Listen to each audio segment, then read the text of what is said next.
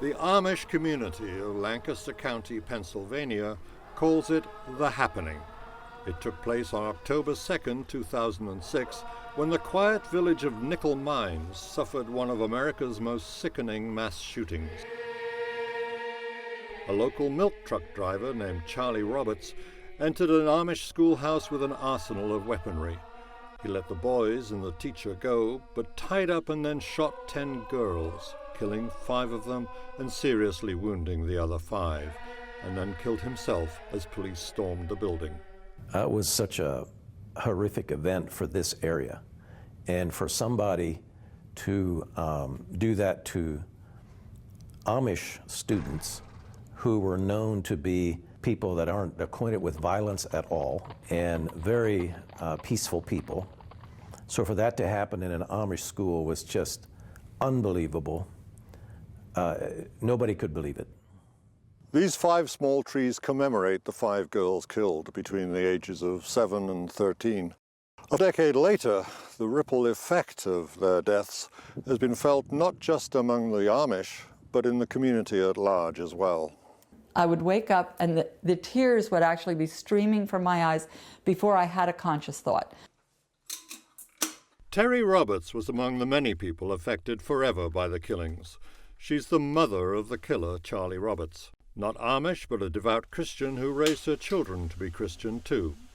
On the day of the shootings, she believed her son might have gone to the school to help in some way, and was worried he himself might have been shot by the killer. When I pulled in, the state trooper and my husband were standing right before me. And I looked at the trooper and I said, "Is my son alive?" "No, ma'am." And then I looked at my husband and he said, "It was Charlie. He killed those girls." Back at their own home, still in shock, Terry and her husband Chuck had a visitor from among the Amish. All day long, my husband could not lift his head. And he would keep repeating, "Those poor women, those poor children, the poor parents, the poor fathers. We will never be able to face our Amish neighbors again."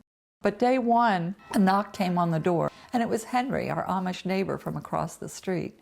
Henry walked over to my husband and just started massaging his shoulders and says, "Roberts, we love you. We don't hold anything against you. We want you as our neighbor." Since that day, Terry has had a special label for her neighbor. So I call Henry my angel in black. You know, the Amish wear all black garb, but he was my angel in black that day, just with his acceptance and his love and this message of forgiveness. Forgiveness and acceptance were amplified in the days that followed. There were massively attended funerals for the 5 dead girls. There was also, of course, a burial for Terry's son, the killer, an event full of dread for the family as it inevitably attracted intense media attention. And then the bereaved Amish parents turned up for the Roberts funeral. Walking on the grass over toward the area where our son would be buried, and just to see this procession of parents coming out and surrounding us was, there just aren't words to describe. It was a protective circle against all those media trucks out on the street, had their big telescoping lenses, and yet here we were. It just felt secure.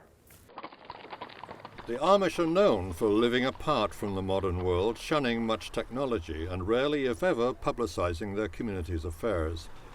At Pennsylvania's Elizabethtown College, Donald Craybill studies Anabaptist faith groups, which include the Amish. News reporters would ask me, well, were the Amish prepared for this? Do they have emergency preparedness drills in their schools?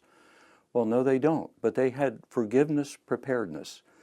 They were ready to respond when events like this come. The Amish response at Nickel Mines was not robotic. It was quick, and that doesn't mean it was thoughtless, doesn't mean it was easy, but they knew it was the right thing to do.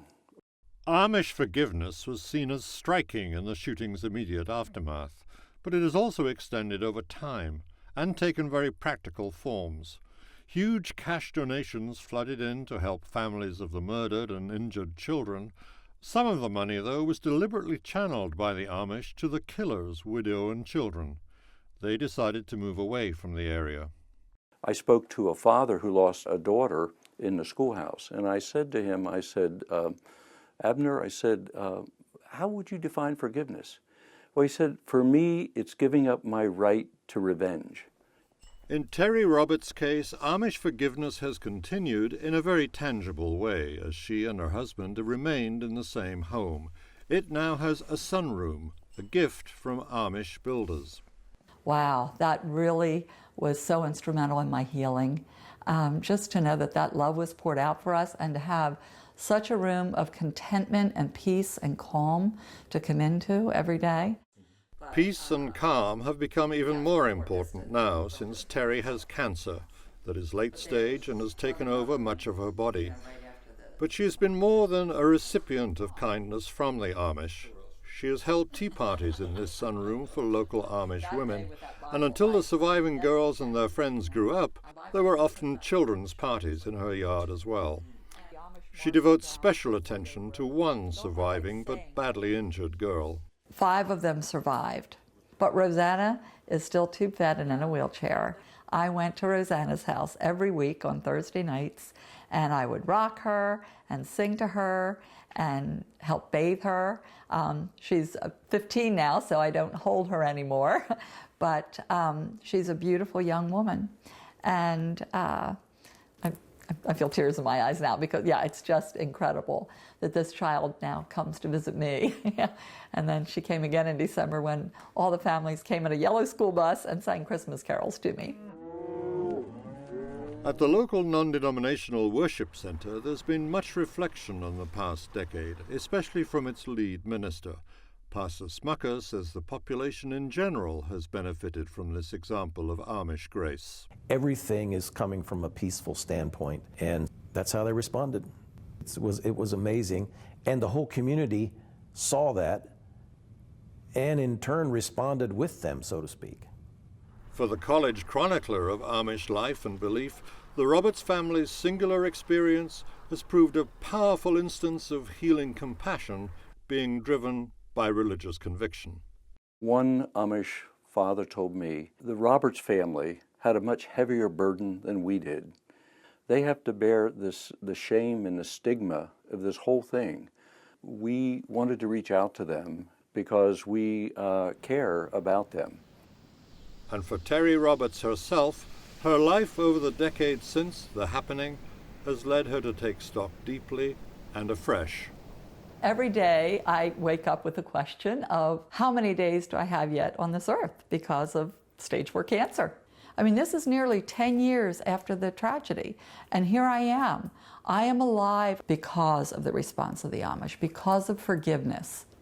I believe so much light has been brought into such a dark place. For Religion and Ethics NewsWeekly, this is David Tereshchuk in Lancaster County, Pennsylvania.